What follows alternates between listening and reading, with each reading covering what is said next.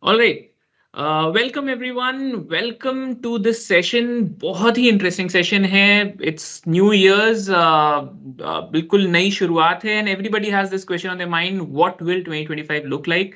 Which is why we are here. I have with me Mr. Pankaj Pandey, our head of research, and we'll get directly to the meat of the matter, sir. क्या लगता है 2025 कैसा होगा? So wish you a happy new year, and I wish all the viewers a very happy and prosperous new year. Now, coming to markets, see, 2024 was a roller coaster kind of a year for the markets, but a good part is that all the asset classes did well. So when you look at gold, delivered a return of 19 odd percent. Then you had debt, which delivered about 10 odd percent. Real estate did about 15 to 20 odd percent. And within equities, large caps were in the high single digits or probably 10%. It is the mid caps and small caps which it did continues to sort of do very well with overall broad gain of about 25 odd percent. See the challenge for 2024 was that we had geopolitical tensions. Then on top of it, most of the major economies had elections. I mean, including India, US, UK, Japan, all of them. And in India, the challenge was that besides the Lok Sabha election, you had multiple state elections, and that sort of led to a push down in the overall capex spending because government has been a big capex spender. And on top of it, we had a very extended monsoon. So that had led to a decline in the overall or lower growth in the earnings. See, the setup for the year was about 12% kind of earning growth because we were sitting on an already high base of 20% a year before. Now, when all of this happened, the overall sense is that this year probably you are going to get a lower growth rate of say 7 to 8 odd percent in terms of earnings, and which is what the Nifty returns are largely in this market. And in fact, there is a good correlation also if you look at. So there was a period in time, say between say 2018 to say 21, when the earnings were 500, Nifty earnings were 500. From there on, next 3 4 years, the earnings actually doubled, and that is when the markets have also doubled. So markets are clearly sort of toying or trending in line with the overall earning trajectory. Our sense is that 2025 is going to be a very normal year, largely because, see, look at you don't have these kind of geopolitical tensions, and hopefully with Trump coming in, you'll have lesser number of these issues. On top of it, you'll have only two state elections. So you'll have Delhi at the beginning of the year, and then you'll have Bihar, which will be at the latter part of the year. So it is going to be a pretty normal year, and which is why we expect that the earnings also will normalize to about 15, 16 odd percent. So which is why we see that, or we expect that Nifty is going to cross 28,000 kind of a levels, because next 2 years you'll have earning CAGR of about 15 odd percent. And that is going to sort of take the markets to 28,000 plus kind of a levels. Our target for Nifty is 28,300. And we feel that this is a good time to buy, given the fact that last 3 months have been pretty brutal for the market. So market at one point of time was sitting in gains of excess of 20%. It lost half of the gains because of all these geopolitical issues. So we would expect a pretty normal growth in the markets in line with the projected earnings, so which comes out to 28,300. Absolutely. And getting a little sector specific, which sectors do you think will lead in 2025, which will outshine?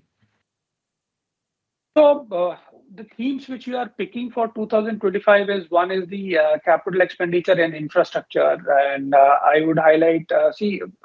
Like I said, 2024 calendar year was marked by elections, both state and central elections, and that led to sort of a capex slowdown, and which is where we would expect things to sort of normalize.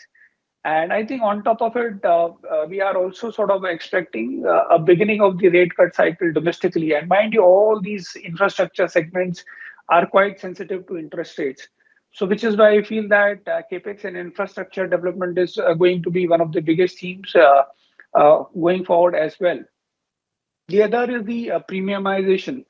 To understand this, what we have seen in the last 4 5 years is that the household equity value used to be about 58 lakh crore, say 2021, and which has jumped to about 138 lakh crores. So roughly a jump of 80 lakh crores incremental. So that is the kind of gains Indian households are sitting on. Now, obviously, you are already seeing some benefits of that in terms of real estate doing very well, or hotels or hospitality in general doing very well. Autos, select pocket doing very well. So, which is where we feel that this premiumization, because of the wealth effect rub-off, is going to sort of continue. The other is the financialization. So understand this, markets have done well, and we have clearly seen this kind of a trend in US.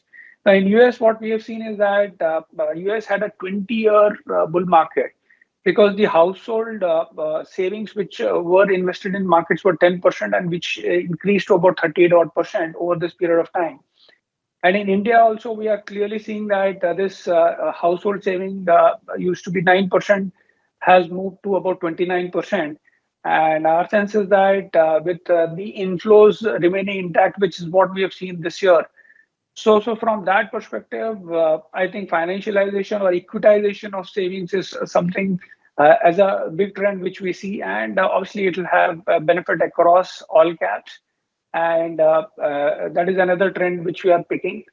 Not to say that we are going to see a 20-year bull run, but the setup looks quite attractive.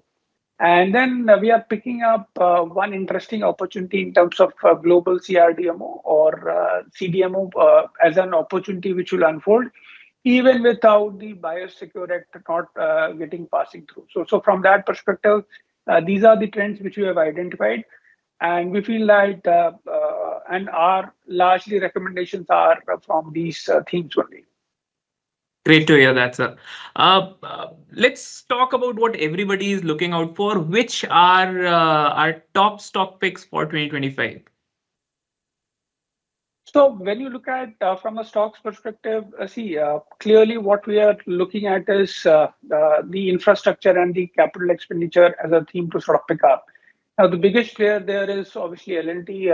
So L&T is our top pick with a target price of 4,262. Now, this is one company which has got an order book of in excess of 5 lakh crores. The order pipeline is also fairly healthy at about 8 lakh crores. And we would expect that it will sort of, once this executes the orders, then you'll see a 15% kind of a top line and bottom line growth. And good part is that this company is also turning more capital efficient. So ROEs have already reached about 16% expected to reach 18%. And there could be a number of triggers in terms of break even of the Hyderabad metro, or the margins in the project and management business could go up, or there is a good possibility that the company might do higher payouts of dividends. So that is one. The other is the techno-electric and engineering. Now, this is a power infrastructure company into various segments like say power generation, transmission, distribution. They are into smart meters and they are into data centers as well. So last year, they had a pretty good order inflow of about 7,000 odd crores. And so this first half, the orders were slightly lower in line with the overall. So they got orders of about 1,000 crores, while they have guided for 2,500 odd crores. A good part is that the kind of segments which they are into, which is smart metering and transmission and distribution, there we would expect annual order inflows of 1,000 to 2,500 crores each in both of them. And which means that they can sort of execute these orders since they are already sitting on an order book of nearly 10,000 odd crores. And data center is a very interesting opportunity which is coming up. And I think so, why we feel that this company can deliver very high growth earnings of say 35% with a target price of again 1920.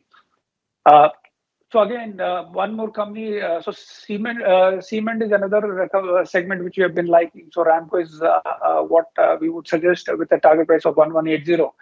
Now again, Cement had one of the worst years in 2024 calendar year. But a company like this, Ramco Cement, is expanding their capacity from say 24 million ton to say 30 million tons. Which would mean that they can easily deliver a volume growth of about 8%. And we have already seen instances of incremental price hikes being taken. So EBITDA per ton ideally could improve from say 814 kind of a level to closer to 1000 kind of a level. And this stock is trading below the replacement cost. So replacement cost is somewhere about $120 per ton. So it is trading at 106. So which is why. And I think road is another segment where we haven't seen much of ordering and tendering, and KNR is one of the best in the business. So this is one company which does not take orders just for the sake of taking orders. So they were conscious of the margins, and which is why this is one of the few companies which is debt free. Our sense is that in the second half, a lot of the order inflows could be there in the tune of 5 to 6,000 odd crores. They are already sitting an order book of 5,600 odd crores. On top of it, there could be development opportunities which could come in, say, Andhra and Telangana of about 20,000 odd crores. So as a result of this, the top line growth could be at about 10 odd percent. I already mentioned that the company is debt free, and which is why I feel that this company is another a company in the infra space which could do well with a target price of 390. Absolutely. So you mentioned quite a few themes. We saw CDMO as well. We saw financialization, premiumization. So which other in these themes, which other stocks would you say are looking good? I think within the premiumization, M&M holds or has been sort of doing very well. This is one of the best performing stock last year, and I think good part is that this is one company which is expected to sort of keep delivering mid-teen kind of a growth, especially in the SUV portfolio. And SUV is now a sort of a premium product. You have features like ADAS level 1, level 2 coming up. You have panoramic sunroof, alloy wheels. So I think this M&M has been a clear beneficiary of that. And good part also is that the tractor as a business, since monsoons have been good, so tractor as a business is also expected to deliver closer to double-digit kind of a growth in the second half. And this company is one of the most aggressive in terms of EV also. So they're doing a capex of overall capex of 27,000 odd crores. Of that, about 12,000 odd crores is exclusively for the EV portion. So they are really sort of there in almost all the happening segments in the auto, and which is why I feel that the stock will continue to do well with a target price of 3,600. Now, in premiumization, I would sort of, or in consumption, I would also peg hospitals also. So, which is where I would recommend Narayana with a target price of 1,600. Now, this is one hospital which is doing the biggest capex in the last 10 years. So they're doing a capex of 3,000 odd crores. Recent past numbers have been sort of muted largely because they have a facility in Cayman, which is a very profitable facility, and they are looking to put up a second hospital. So a realignment of operation, all of because of all that reason, the numbers were muted. And I think in the second half, you'll see this facility coming up or getting operationalized. So numbers will also start coming in, and this is one of the few ethical hospitals, I would say, and which is why we feel that this company should do well with a target price of 1,600. Now, the other thing is I talked about the equitization of savings. Now, in banking, if you look at what is clearly happening is that the corporate growth or corporate leg of the overall growth has come down, say, from 35 to 28 odd percent. And then on the retail side, home loan is the segment where you don't see a stress. Otherwise, unsecured segment is seeing a stress. So, but in within the BFSI space, AMCs are one segment which can deliver a good high teen kind of a growth without any balance sheet kind of a risk. And we have already recommended HDFC AMC and Nippon AMC earlier. So now I would want to recommend Aditya Birla AMC. So this is one AMC which has got a market share of about 6 odd percent, about 3,80,000 odd crore kind of AUM. So we would expect their earnings to sort of keep growing at 18 odd percent, and it's trading at attractive valuations of about 18 times. So that is another stock which I like. And last but not the least is I mentioned CRAMS now, or CRDMO. So there, Piramal Pharma is what we are liking with a target price of 320, especially because our sense is that even without the passing of the Biosecure Act, this company can deliver 13% kind of a growth in the CDMO business, which is their biggest business. and with a margin expansion to 25%. So this is another company which we like with a target price of 320. So all the stocks are pertaining to the themes which we have identified. Absolutely. Well, this sounds absolutely fantastic. While we are talking about 2025, I think another big concern in people's minds is the volatility, the risks that have been there. So, anything for our viewers out there that in times of volatility, what should they do and how should they manage the risks in the market? So one thing is what we have seen is that historically every year you will see the market has the tendency to correct say 10 to 15 odd percent. That is for the large caps, mid caps could correct even more, and small caps can easily correct 25 to 30 odd percent. And 2025 is not going to be very different, but hopefully it is going to be less volatile. So one of the ways to sort of manage this volatility is, again, if your risk appetite is say only 10 to 15% kind of a decline is what you can sort of tolerate, then ideally you should be there in the large caps. And in case if your risk appetite is more, that is where ideally, or you can sort of position yourself in the mid cap and small cap space. And like we have seen, say last year also, large caps did about 10%, the mid caps and small caps did 25%. The other way to sort of mitigate this thing is again diversify across sectors, and so that is one of the other ways. And last but not the least is that before any big event, it is better to sort of sit light in terms of portfolio. So from that perspective, that is another way. But yes, I think volatility has to be used very constructively. I think a lot of people get scared when the market's correct, but possibly that is the best time to build your portfolio, like what we are seeing at this point in time. The last 3 months, we've seen markets being quite brutal. The good part for 2025 is that we are starting on a very low expectation. Unlike 2024, when the expectation was that the government is going to come with a very strong mandate and all of it. And from that perspective, we are starting on a very low note or very low expectation. I think that is the biggest positive which we are carrying at this point in time sentimentally. Absolutely. Well, that was fantastic. Thank you so much for your time again, Pankaj sir. I'm sure a lot of people will benefit from this. For our viewers, if you have any questions, you can put them down in the comments and we'll try to get back to you with the answers. Thank you so much again for sharing your expertise, sir. Thank you. Investment in securities market are subject to market risks. Read all the related documents carefully before investing.